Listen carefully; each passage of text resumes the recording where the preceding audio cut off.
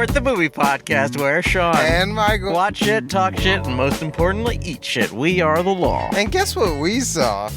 What did we see? The Boy and the Heron by Hayao Miyazaki from Studio Ghibli. The final film from that director. Truly? That's what he said, but he said that a few times. Yeah, so. didn't he say that 14 years ago? Yeah, 14 years ago. Which, to be fair... How many years was it literally? It was almost 14, I think it was, right? yeah, or close to, because Wind Rises was 2014, I think. And I can't count, but that seems like roughly 14 years. 12, 10, 9? 9 years ago? 9? 9? I mean, after 9 years, you'd think, yeah, they're done. Yeah. And guess what? He ain't done. He's just begun now. I think he's probably done after this one. I mean, who knows? Who knows? You know, people like Martin Scorsese. Is he older than? He can't be older. No one's older than Martin Scorsese, no one's right? Older. Yeah, not a single. We watched The Boy and The Heron, starring who knows? Some people from Japan. Yeah, Japanese people. And in America, that was we had a few. Robert Pattinson, and that's it. Christian Bale. Oh, really? Willem Dafoe, Florence Pugh. You just saying names? No, they're in the. Chris Evans. No. Robert Downey Jr. No. I don't remember any of the other people. Black Panther. Yeah. They digitally add him in. Yeah. For a scene, just for a scene. Yeah, you need him. on your left. On your left. Mahito. Mahito. Yes, I come through the flaming circle. There is a flaming circle in this, so maybe it's the same thing. I think it's all the same, and it all ties together, and it all means something. Doesn't it? What? What does it mean? We might find out by the end of this episode. Yeah, just maybe. But first... Let me ask you this. Yeah. Let me. Your sentence. Go ahead. What did you think of this movie? The Boy and the Heron. I liked it. Yeah, same. Reserved. I think it's reserved likeness, but I did quite like it. Yeah, I liked so much of it. Tons and tons and tons of really good stuff. I agree. Maybe sometimes to its detriment, but there's just like lots and lots and lots of really good stuff. Lots of really well animated stuff. Yes. Lots of pretty imagery. The plot essentially is there's this guy named Mahito. Mm-hmm. And his mom burned to death in a hospital fire during the war. And they move out to the sticks, where the magic is much stronger in the sticks. Mm-hmm. And there's a magical tower. Yes. And he goes looking for his aunt/new mom. Yeah. Who gets lost in the magical tower, which also leads you to another world. Mm. And then he tries to bring her back. Yep. And that's pretty much what happens. And there's a heron. Yeah, there's a heron. There's old women. Old grannies. Grannies, lots of grannies. There's fish that are like, and frogs are like, there's so many different creatures that are like, yeah, a lot of them. And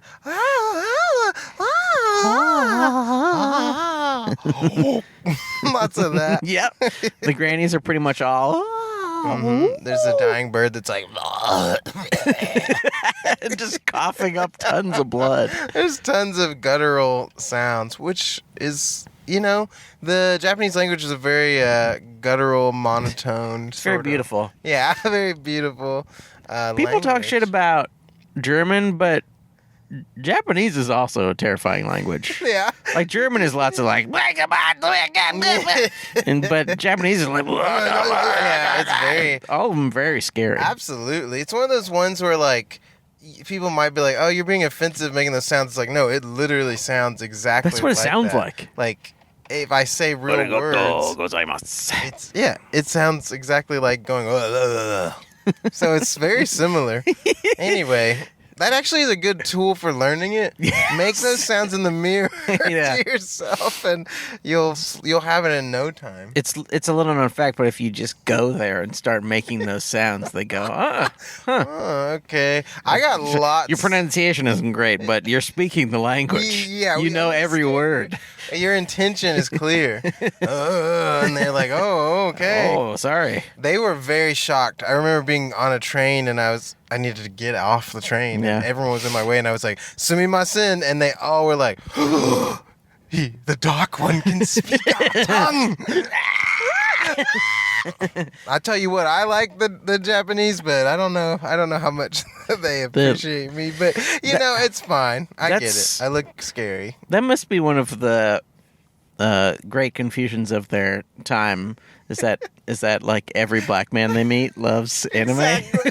And they're like, ah! Oh no! What the hell? I know. That's why anytime that dream comes true of like a black or mixed man with a Japanese woman, it's like, whoa. Yeah. Somehow the magic. Yeah. The tower allowed yes. for you to enter the, what is it called? The delivery room. Yes. And you entered the delivery room. And then you got attacked by the fan. The fan. If you know what I mean. So then he goes in and the fan attacks him. Miyazaki pitching it. They're like, it's his last movie. Just let him do it. The fan attacks them, of course. So, you know what the very best part of this movie is? The beef lamb euro? What's your beef lamb euro? This is tough because it's just there's so many beautiful, like, there's a million things scenes. that happen. So it's really hard for me to pick. But I have to say, I think overall just the animation of the heron is my favorite because it's like so playful and weird. Yeah. And at first it's like kind of this ominous bird, like very like regal, whatever. But then it turns into this like gross little dude. Yeah. And it's like teeth are like all jangled and coming out, and then tongue turns into the big nose, and you're like, ugh.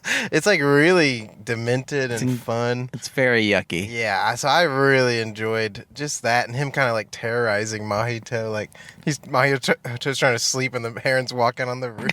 It's like so wild, and I love that.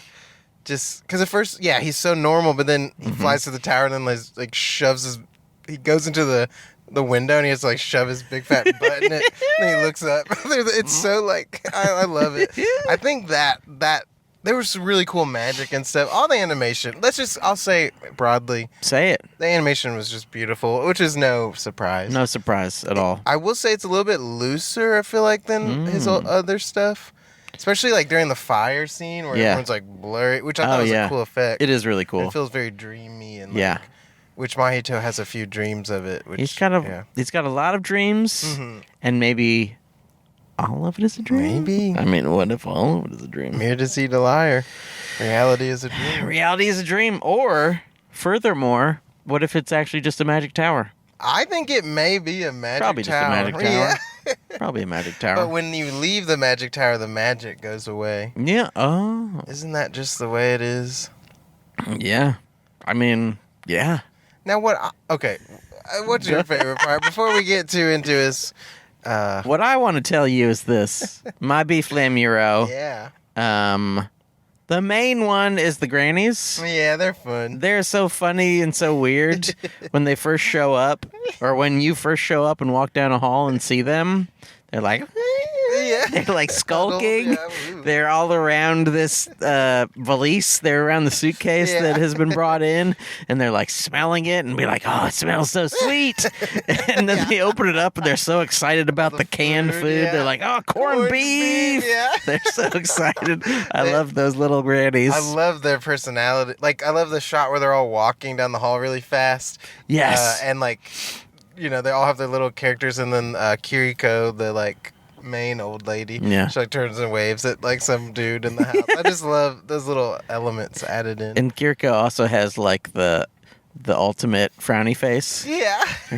She's just like, and she's always pissed off about shit, which is great. Teeth. She got 2 teeth, man. That's the most best. Yeah. Second most best. Ooh. There's a moment. I think it's early on when he has arrived in wherever he has arrived.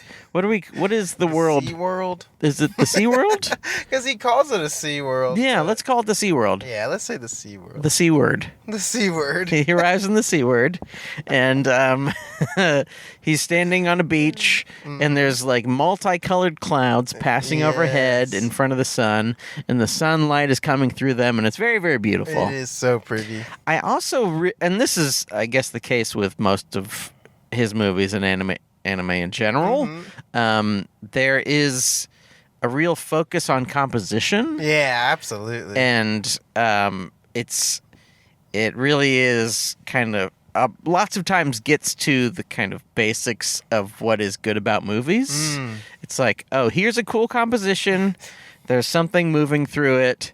And that's about it. Yeah. That's really all you need. You don't if you make something that looks cool, it doesn't have to be moving too much, doesn't have to shake around too much. It's just like, oh, this is a beautiful thing, and there's someone walking, or there's there's a rickshaw being dragged through it, or that kind of stuff. And there was so much like subtle, beautiful stuff, like when they first meet Natsuko, his new mom. Yeah, she like gets out of the rickshaw. Like the physics of it are so well done. Like you're like, oh, that's so. It's just fun to focus on that stuff. Yeah, especially because there's a lot of really slow paced, like just regular life stuff. So it's cool to see that stuff animated really well. It's like, oh wow, it feels like more real and lived in. And I love that. But then you get the magical stuff, too. They do it all. You get parakeets. You get parakeets. You get giant parakeets that want to kill children. They're man-eating parakeets. Well, that's one of my favorite shots. There, Mahito finds this blacksmith's house, and the heron is distracting a bunch of parakeets, but there's more parakeets. And they read into that, whatever you will, and they're like, come this way. And he's walking down a row of them holding like bowls. And the two behind him have like, behind their backs, there's like knives and like cleaver. You're like, oh my God, it's going to straight up kill. And they're like, he's like, did y'all eat Natsuko? And they're like, oh, she has baby. We won't eat it. we don't eat baby. You don't have baby. You eatable. You edible. Eatable. Yeah, I think they say eatable. Yeah. Eatable. And they start a chant. There is a recurring theme of all of a species. Wait, species? Genus? Species? Species. All of a species doing a chant. Yeah, they love that. I think it happens 3 or 4 different times. There's actually almost every species really sticks together. Yeah. Like the fish and the frogs, the pelicans. All of the little budgies. Oh, yeah, the wara. The pre-babies. Yes, the pre-babies. Was this movie a comment on abortion? I think it's a comment on the miracle that like anything ever exists in the real world. Wow. And is it pro or against that? It's like... It's sort of indifferent to it. Yeah, I think so. It's kind of just like, well, this is how it goes. Hey, lots of things don't make it. And sometimes the things that are trying to kill the things also have stories. And the things helping the things have to kill some of the things they're helping to help the things. Yes. And sometimes... It's messy. Sometimes you have to cut a thing in half. And then sometimes... Wow. Everything falls apart when you cut a thing in half. That scene was crazy where all the guts fly out. Oh my God. It's like cutting the fish down and it's just like... I mean, I wasn't even referring to that cut in half. There's so many different cuts in half. Lots of recurring themes in this. Yeah, cutting in half. Dreams. Babies, dreams. Dreams, so many dreams. Fire.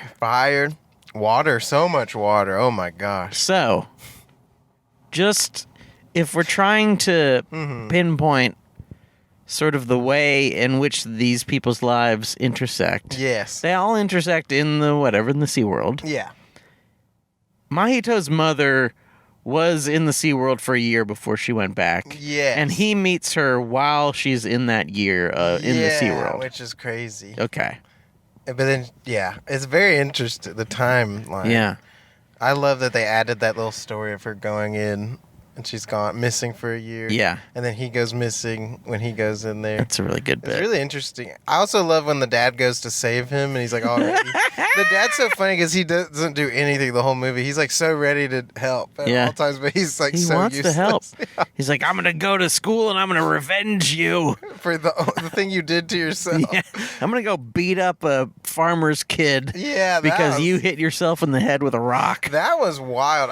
When I first saw the movie, I was like, whoa, I'd never seen something like that in a Miyazaki. It's very fucked He up. just, slams a rock into his head. Self-harm. Yeah, and just blood. So much blood is coming out of his head. And he just puts his hat back on. You don't see much self-harm in most movies. But certainly not a...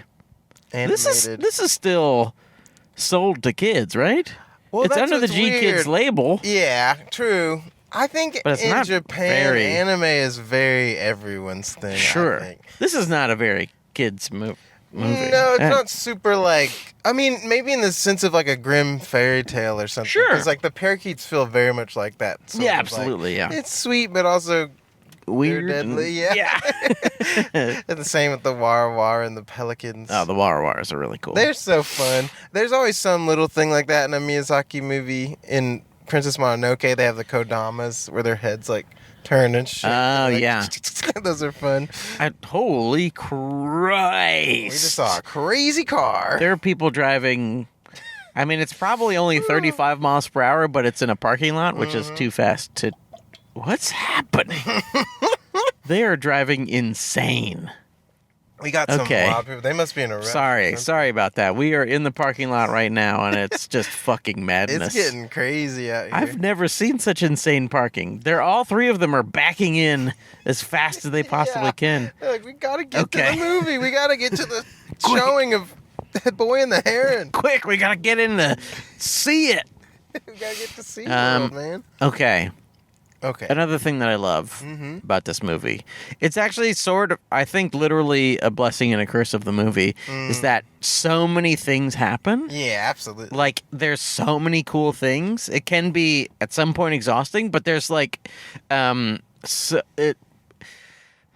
the best way to say this? It feels like you are wandering through this world. Yeah. And it does feel like wandering. Absolutely. Because you know that in the end he's trying to find his new mother and save her. But, it's sort of happening. But he's also, encountering a pirate lady. Yeah, exactly. And then for, 3.5, 4 minutes, they cut open a huge fish and meet some little star people. And then they fly up, and it turns out that they are pre-babies, and then there's pelicans that eat the pre-babies. Which is interesting because I was thinking it was going to be a stork moment, yeah, come and swoop in and take the baby, but they were like, no, they're just eating them. I was like, they're eating shit. them.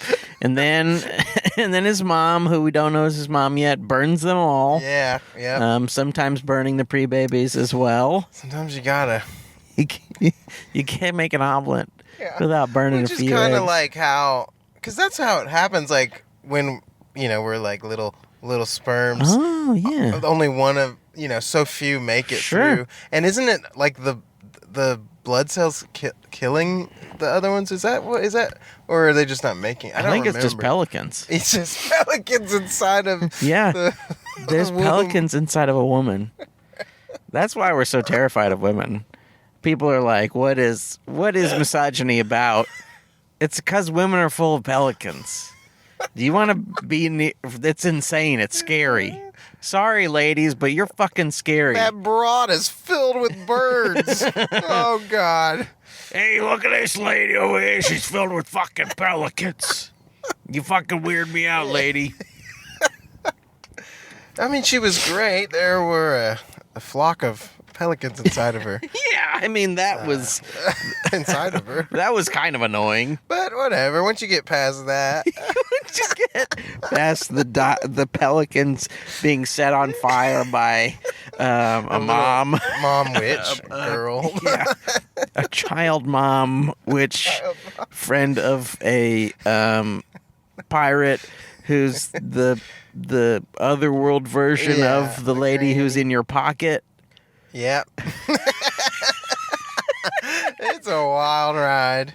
It is one of those ones where you're like, wow, literally so much happened when you really think about it. Oh, yeah. Because so much of the movie is like kind of like slow setup. Yeah. And then when it gets going, you're like, there's so many things happening. It's like wild. There's a lot of shit happening. Yeah, and a lot of crazy shit. Yeah. I felt...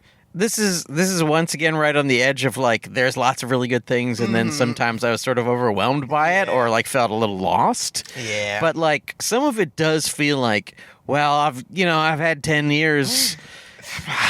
This might be the last one. Each of these probably could be a little movie. Yeah. But I'm gonna go ahead and Just fucking put do them all. in there, whatever. It's in a weird magic world. There can be pelican people and also a lady pirate and all that shit is here. All of it. There's a heron. There's a man inside of a heron. A man inside Which part of there's a little big-nosed man inside of a heron don't you understand? And if he gets shot by an arrow that has his feather, he can no longer fly if there's a hole in his beak. But you can make a wooden plug. You can plug his hole. Obviously, you can put a wooden plug through the hole in his beak and he can fly again. Fly. It's that simple, folks. There's a king. Obviously, there's a king of the parakeets. Yeah. And he has a mustache. And he's the only one wearing clothes. He's got a sword. Parakeets eat people. Yep. We all know that. We all know that. And also gourds and stuff. Oh, they love gourds. They love gourds. They slamming down. And they love to eat children. But they won't eat babies. We all know. But the pelicans will... Well, no, I don't know. The pelicans will eat pre-babies. Pelicans eat pre-babies. We don't know if parakeets will eat pre-babies. They didn't give us a chance to see that. And as we mentioned, when a woman in this SeaWorld is pregnant, she gets put into a room with a big fan. Yeah, this big old fan. Big paper fan. And protected spinning. by a rock that shocks you. Yes, it's a fire. It's an electric shock fire rock. Yeah. And then once They came from space. They came from space, yes. And then if you get into the room, you're not supposed to go into the room. But if you do go into the room, the fan attacks you and also the woman. Yeah. It's like, you're not getting out of here. Oh, I forgot. Sometimes not the pelican. Sorry. Sometimes the heron will make a watery sort of Jell-O mold of your mom. Yeah, to trick you into coming into the tower. Yeah. And when you touch it, it will fall apart and be very traumatic for you. Yes. You saw your mom die by fire. Now you'll see her die. Yeah. As water, a puddle. Yeah, and it turns into sort of a weird black, not exactly oil liquid, but just sort of like almost looks like purple drank or something. Not exactly, but like if they over seasoned purple drink and it was black or like gray, dark gray. Yeah, a licorice gray soda. drink. I love that animation though. When she starts melting, it's like, whoa, yeah, it's so really crazy. Scary. Very interesting. One of my favorite moments. So right when they go in, Mahito and Kiriko when she's an old lady, they go in and she's like begging him not to. This big door slams behind them. Oh yeah. And at the top of the door, there's like a relief. I don't know what you call it, like a sculpted thing of the heron, and then it like comes off the wall and like becomes the real thing. I just love stuff like that. Just so magical and fun, and it harkens back to Jean Cocteau's Belle à la Bête. Doesn't it? Oui. There's so many like bits of detail in it that are so beautiful. Outside of the birthing room, there is like a huge woven curtain. Oh yeah, it's crazy. But it's got, I mean, it sort of looks like what is the word for when you get like, people sew little designs on shirts and stuff. Patches. No. Embroidery. It sort of looks like embroidery, like an enormous 20, 30 foot tall embroidered curtain. And big tassels. But the detail of it is so fascinating. Yeah. And stuff like that, I wonder, like, is there some sort of combo pack CG and animation? I think so. Because some stuff in it looked vaguely 3D. Yeah, I think there's a little bit of a mix, which is kind of fun. Yeah, it's well done in this. Yeah, like the water just gently moving in the pond is really beautiful. Yeah, it adds a little effect. There's like a big giant rock that's like floating, and it's like kind of. Oh yeah, what the fuck is that thing? Yeah, that thing's wild. That's like the space rock that is granting all the magic. Sure. Of course. There's like so many levels to this tower. You can keep going deeper and into it more. And the more you get, the more things just kind of don't really make any sense. Yeah. Which I guess makes sense. It's like your imagination. I mean, if something moves in from space, it doesn't have to make any sense. Absolutely not. It warps. We don't get space. Yeah, no, we really don't. I mean, not all space stuff looks like Jeff Bridges. Exactly. Some of it looks like a big rock floating in the that has like little ribs almost. Yeah, it's like whoa, and they kind of move. Undulating ribs. Are they undulating? Are they spinning? They're like moving. I couldn't tell if it was like they were each their own spinning ring, or if they were going like wobbly. It was like they were snakes. Ooh, rock snakes. Rock snakes. Full of fire. Full of fire and stars. Yes. Oh, there's another good part when what is the great granduncle's title, the Tower Keeper or something? I don't know. Something like that. So they're hanging out in the sun. Mahito meets the Tower Keeper, and they walk under these. I don't know what the fuck they are. Doorways, sort of. Yeah. And arches, kind of. Weird triangle. Yeah. Light walls. And they walk through that, and then they cut to the inside view, and like the ceiling of where the arches is just stars. Yeah, it's wild. And like they have moved into like a starry area. Yes. And it's super cool. It's beautiful. I love, the way they walk through light and then they're just like in another place. The imagination. It's really on display. It's a big imagination in this. There's some beautiful stuff in Please. it. Like, I love the part. So they're, I'm jumping all around the map, but they're carrying Mahito's mom as a kid. Yes. Inside this like glass container thing. And it's such Cinderella. a subtle, very Cinderella-y. It's such a subtle thing. Oh, first though, when the parakeets they go into the light hall, they're like getting shocked. They're just like waiting for the king, and he's like, out of our way, we come to give whatever, he's a very authoritative, dummy kind he yells, of character. and the space stone is like, oh, okay, come on. Whatever. Oh, so you're coming to meet the Tower Keeper? Sorry, Sure. I shouldn't have shocked you. I didn't know that you were coming to meet the Tower Keeper. Pretty aggressive with those hundreds of parakeets screaming your name. Yes. That was wild. But the parakeets get in there like, is this heaven? And they see birds flying, and they're like, those are our ancestors. Yeah, they see little parakeets. Yeah, it's really funny. They're very sweet. I love the transitions between the big ones and the little. It's like, it's very interesting. Yeah. Anyway, so they lift Circle of life. The glass. It really is. They lift the glass off of the little girl. Yeah. And like the way the animation, it's so cool. Like yes. Like the refraction of the light or her reflection. It's so interesting. It's really good. They just nail that stuff. It's so cool to see. That thing is super awesome. Yeah. I just so much beautiful animation on display. I'm so proud of them. I really am. I loved all the arrow stuff because he puts the heron's feather in the arrow, so it's like flying around and changing directions and stuff.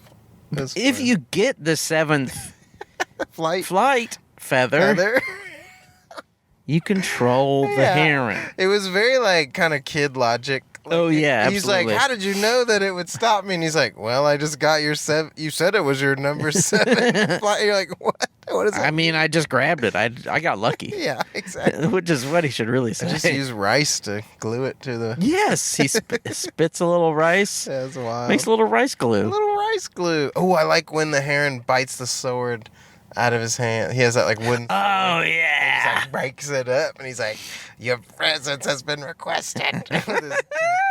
And then later, he wonders, have I had a dream? He goes into the closet, and he gets his wooden sword, and it just falls apart. Yeah, that was fascinating, because I was like, oh, man, they're doing the dream thing. Yeah. And then it just fell, and I was like, wait, whoa, okay.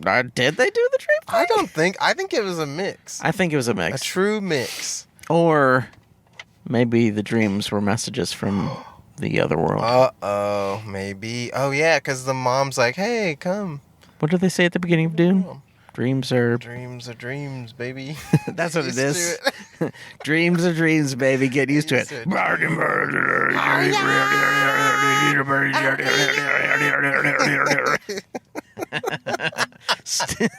This episode brought to you by Dune 2. Oh, man. Oh, boy. It does look awesome, though. It looks wild. Can't wait. It'll be very interesting. The Benny Gesserit is Benny back, baby. That is Benny back. Benny back. Yeah, it's weird. Okay, I will tell you.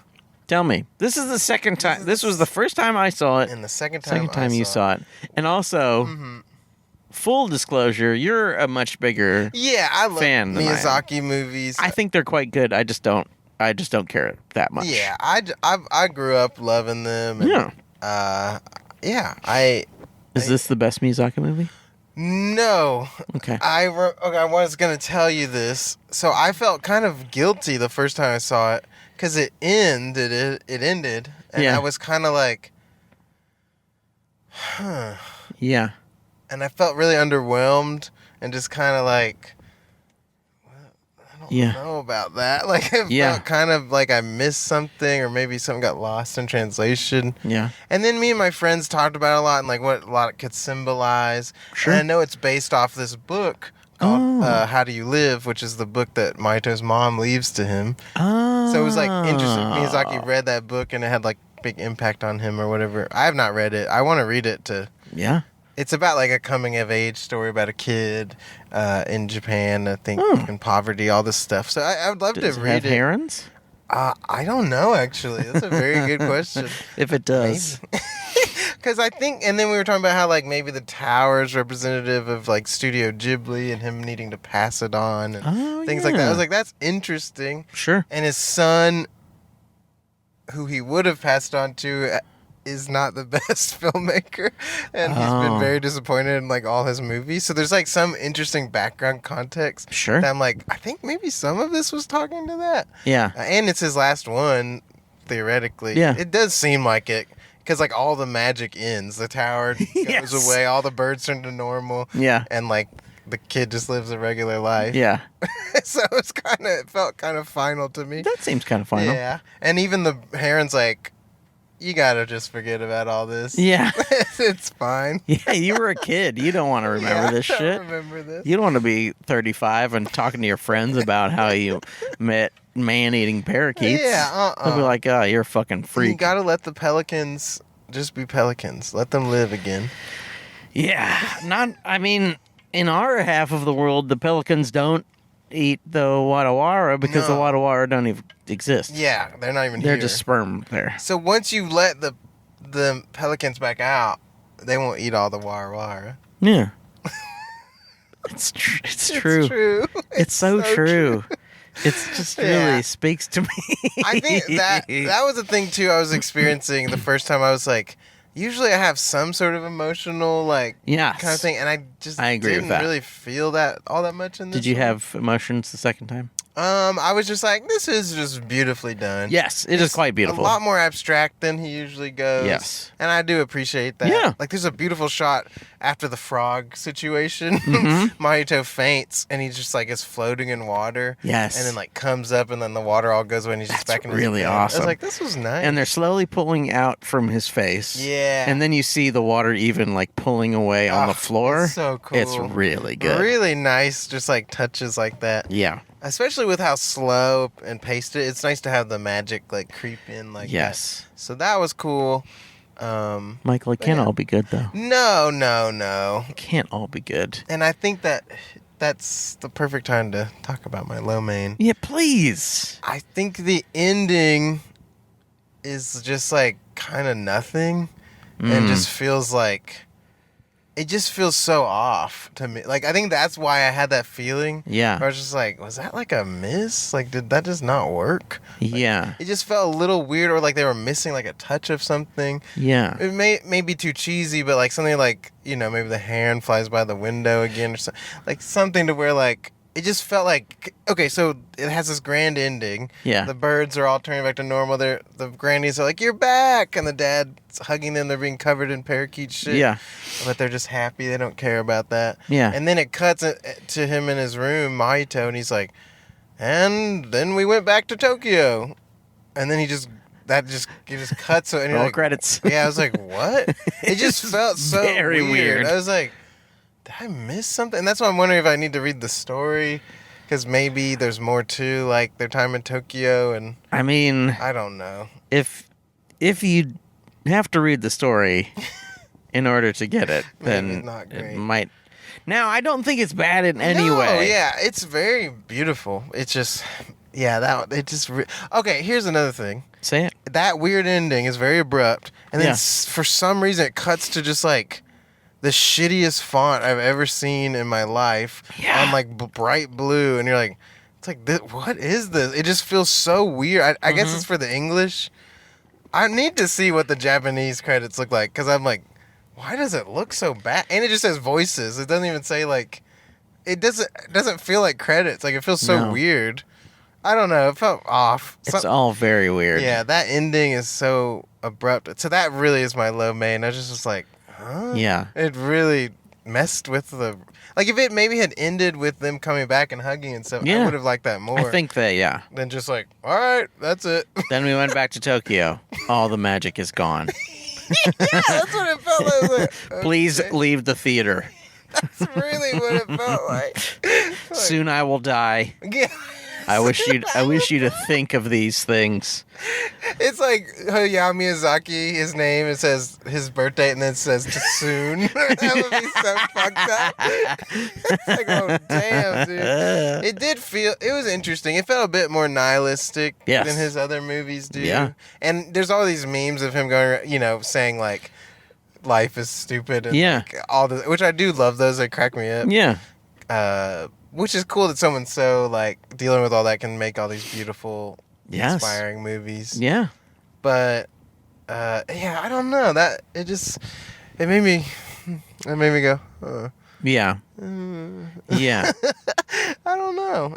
You know, my little man is, I think I've already sort of mentioned it. Yeah. But I felt adrift sometimes. Yeah.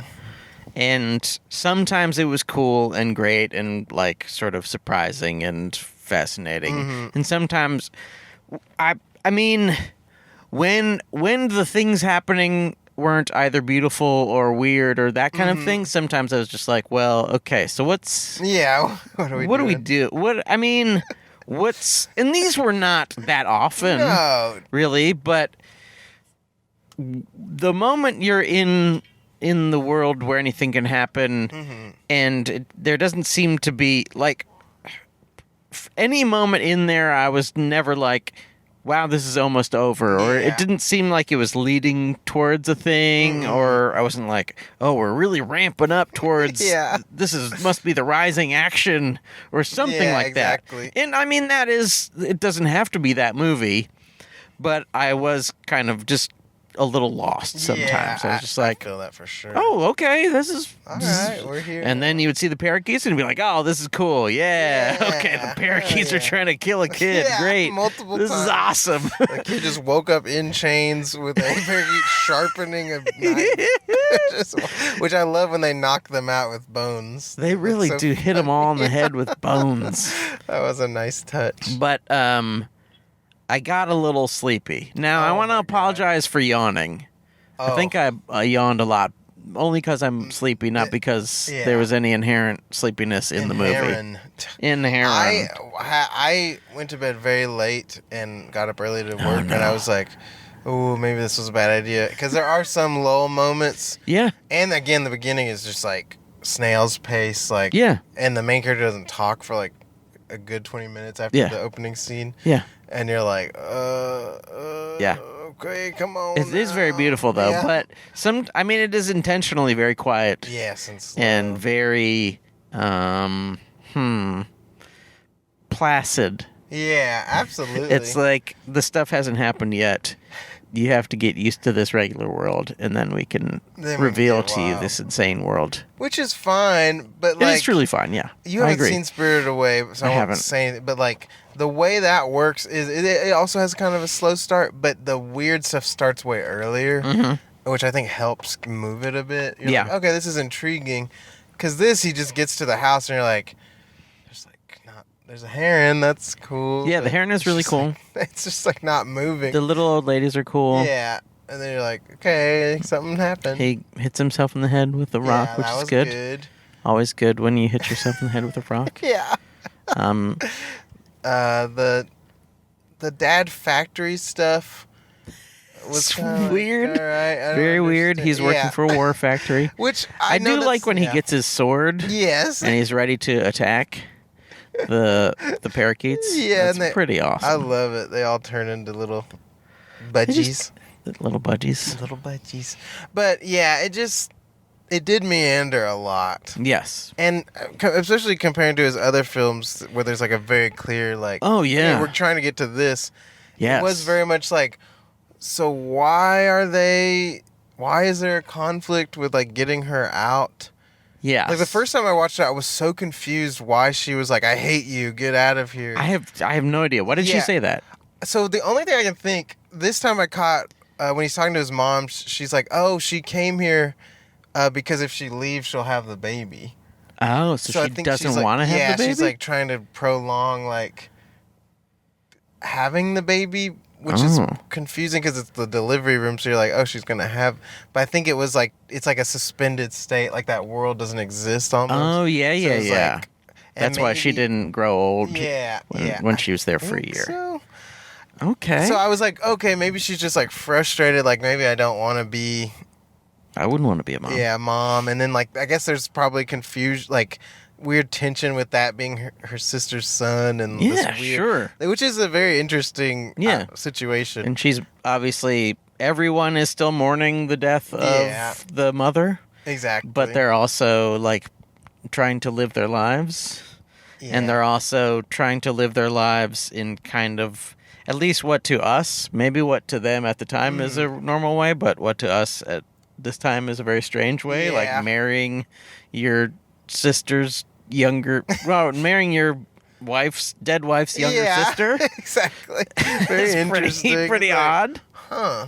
But it happens in old movies a lot. Probably, yeah. It seems like... I mean, you're just like, well, I like the way your sister looked. This is perfect. You got roughly the same temperament. This is great. It is weird. Yeah. You don't have a wife, or you don't have a husband, and I can be your husband. I'll be your husband now. Yeah. I don't have a wife because mine burned to death in a hospital fire, so perfect. In the other world, she was a witch that controlled magic that was fire magic. So maybe she's okay. Maybe she's okay. But no, magic doesn't exist. She's dead. I don't know. Yeah, it was just very vague. It was like, why like the bird thing was kind of confusing. Like, why was everything birds? Why was everything birds? birds? To figure out like also the pelicans. I wish had been more cartoony in the weird world, because it just didn't make sense that they were like the exact same thing when they left. You know? Yeah, I was like, why did they not look like weird monster birds? It was just some of it was a little just like maybe half baked or like. Not.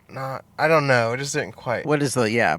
I mean, maybe there just is not any conventional logic in this magic world. True. Which sort of makes sense. Yeah, like I don't really get what. I love the scene where the birds like push Mahito through the gate. Yeah, and it's like, if you seek my knowledge, you'll die or whatever, and then like Kirito comes and does that fire circle and gets rid of all of them. That was beautiful, but I have no idea what it symbolized or what it was talking about. I was like, no. Okay, I guess. Yeah, it is very cool. Yeah, there's tons of stuff where it's just like, well, I'm glad that was cool. Yeah. I don't know what's happening, but I'm so glad that was cool. Because I enjoyed it while it's happening. Sometimes that's fine, too. And some of it does feel like episodic, like you're watching like 3-minute short films one after another. Absolutely, yeah. That happen to involve Mahito. Yeah. And he's like Mahito's adventures. And this week on Mahito's adventures, he meets a pirate lady. and she uses a fire whip that frightens pelicans if they go through the golden gate. You have to walk backwards to exactly awaken the dead. It's so many ideas. I do love the way that boat looks in that scene with the waves. It's very cool. So awesome. Some of it's just so. I mean, it's all beautifully animated, but some of it you're like, wow. Yeah. That is so cool. Some of the animation's so fucking balls to the wall. Yeah. Badass. Exactly. Kick-ass shit. Kick-ass shit. But yeah, it didn't really have an antagonist per se, and it was like... Yeah. Yeah, it just... I think that's why I care. I love the other one so much. It's like, okay, I'm understanding, like, what... Not only the broad theme, but, like, even if a boiled down, like, story, like, okay, there's the conflict here. Sure. The conflict in this one's just kind of like deciding. Okay, the book is called How Do You Live, and the movie was going to be called How Do You Live. Yeah. Which definitely I think fits a little bit better. Yeah. Because it's just like, how are you going to choose to? Are you going to stay in this dream fantasy world or like actually engage with real life? Yeah. Which is cool, but it doesn't make for like that compelling of like a antagonist. Like decisions. Yes. Like, okay. Being a part of the world. Yeah, it's interesting. Yeah, it definitely doesn't feel like there's anything. There's not a clock ticking. Yeah. There's no like, oh, we better get there fast, or yeah. And also, it doesn't seem like because there's magic. It doesn't even feel like there's much danger in the world. Yeah. Because, like, there's one part where the king budgie is, like, cutting all of these wooden stairs apart and they fall. Yeah. But you're not scared for them. No. It's just kind of happening. And I really think that scene, that was in my lowest because, like, there's all this damage and stuff and then they just get out fine. Yeah. And I was like, hey. Like, they should have either shown the heron, like, help, like, catching him or something. Like, it just felt kind of disconnected and, like... Yeah, they're fine. They'll just get out of it. It just was kind of weird. I do wish there was some kind of scary thing in the world. Yeah. Because there's not really a scary thing. The birds aren't they're funny because they're parakeets.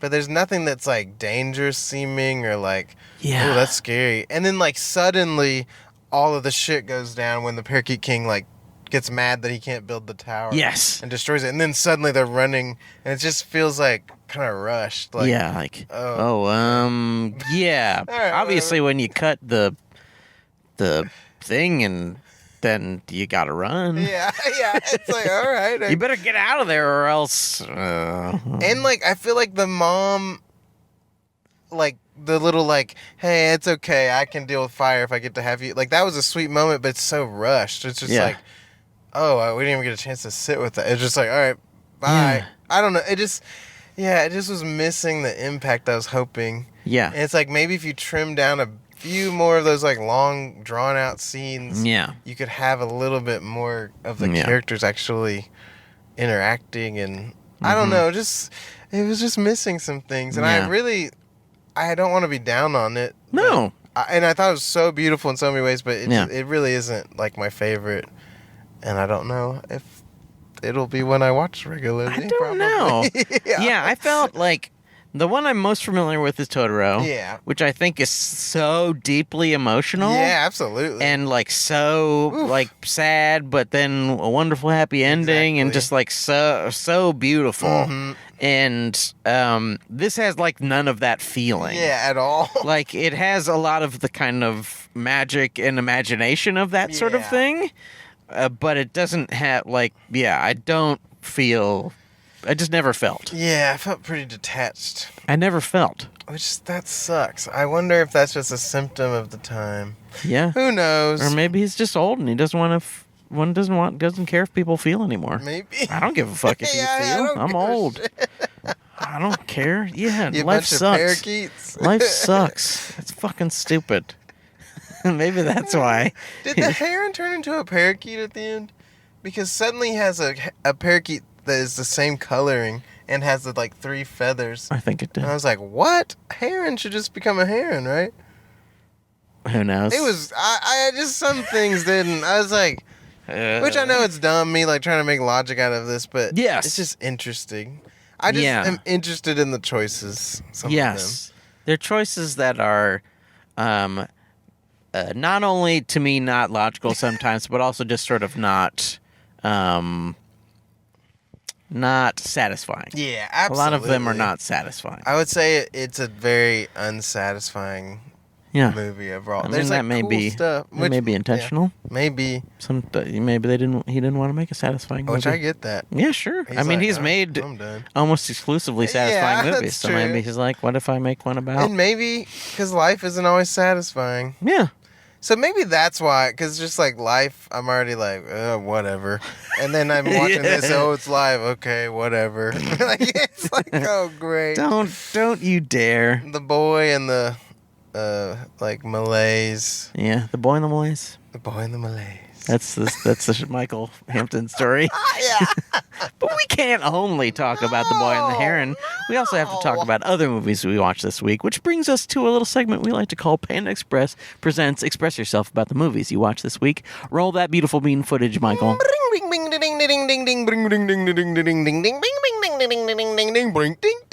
It's time for the Panda Express, bing bing, because we got some things express, ding ding, about the things we watched, ding ding, this week.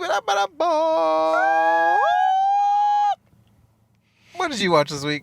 Did you watch anything this week? I did watch. Okay, what did I watch? I watched a lot of stuff. Mm-hmm. I watched Die Hard. Yes. It's in theaters now for a brief time, and it's fucking amazing. One of the best movies ever. Crazy. I watched The New York Ripper, which I've recommended on the show before, but is a deeply sick slasher movie made by It's like a horny slasher movie made by a sick man. It's so fucked up. It's deeply fucked up. Okay.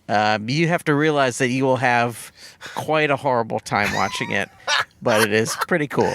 Wow. Okay. And also I watched Stone Cold, starring Brian Bosworth, where Boz works for the cops, but he's a bad cop. Yeah, oh yeah. And they make him, and there's bikers, and they're Nazi bikers who are also, it's also pretty much a January 6th story. Wow. The bikers are planning to take over City Hall. Yeah, classic. And so they send in the Boz to go undercover as a biker. And it's fucking awesome. Lance Henriksen is the head biker, or the guy who plays the robot in Aliens. Oh, yeah. That's fucking awesome. Yeah, that's just badass. Interesting, yeah. People getting shot, people getting exploded. We love that. They shoot a motorcycle at a helicopter way before they did it in Terminator 2. Yeah. That's awesome. Just a fucking awesome movie. That sounds lovely. Yeah, check it out. Stuff like that. Blasting, blowing. You love to blow and you love to blast. My two favorite things in this life. Blowing, blasting. If I ain't blowing, I'm blasting. I got these jokers, they laughing. Not really. JK. That ain't happening. I watched Go on. the delightful classic J.R.R. Tolkien's The Lord of the Rings, The Fellowship of the Ring presents The Hobbit. No. But I only watched the first hour and a half because it got too late. Yeah. And I went home. Yeah. Don't start at Lord of the Rings at 12. That's just Were they not doing good. the extended edition Or are they watching theatrical? Extended. So it was even longer. Does anybody watch the theatricals anymore? I was sitting there watching and I went, I don't even remember how the theatrical goes. Yeah? I need to revisit because I just love that world, so I like seeing more stuff. Sure. But they probably are a little bit worse. We don't want any Tom Bombadil. No. Fuck Tom Bombadil. Go. If you're listening, Tom Bombadil, eat shit. Eat shit. Hey, Tree Beard, fuck yourself. I wish you would. That'd be amazing to Go see. fuck yourself, Tree Beard. Oh. But there is weird things where like the extendeds don't make the theatricals. They cut out stuff from it that makes it not make sense. Yeah. And I think everyone knows this, but like in the third movie especially, Yeah.